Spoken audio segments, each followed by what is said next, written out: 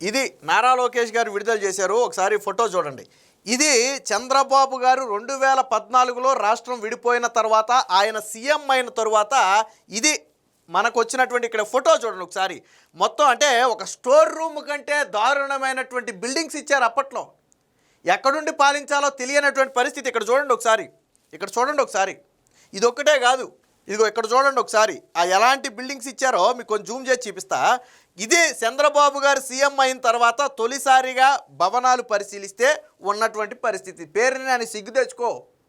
నువ్వు అద్భుతమైనటువంటి సెక్రటరియట్లో కూర్చుని జగన్మోహన్ రెడ్డి పాలించాడు. అసెంబ్లీలో ఉండి సమావేశాలు నిర్వహించారు. హైకోర్టు నడిచింది, పోలీస్ క్వార్టర్స్ నడిచింది. దానికి సమాంతరంగా ఇతర బిల్డింగ్స్ అన్నీ కూడా దాదాపుగా పూర్తయ్యాయి. మీరు వచ్చిన తర్వాత మూలబెట్టారు, అది వేరే విషయం. చంద్రబాబు నాయుడు కట్టాడా? చంద్రబాబు నాయుడు కట్టకుండా ఎక్కడో ఉన్నావు. ఇది పరిస్థితి. ఈ పరిస్థితి మీకుందా? చంద్రబాబు గారు వచ్చినప్పుడు కుర్చీ వేసుకుని కూర్చోవాలంటే కుర్చీ ఎక్కడ వేసుకోవాలో తెలియదు ఆయనకి.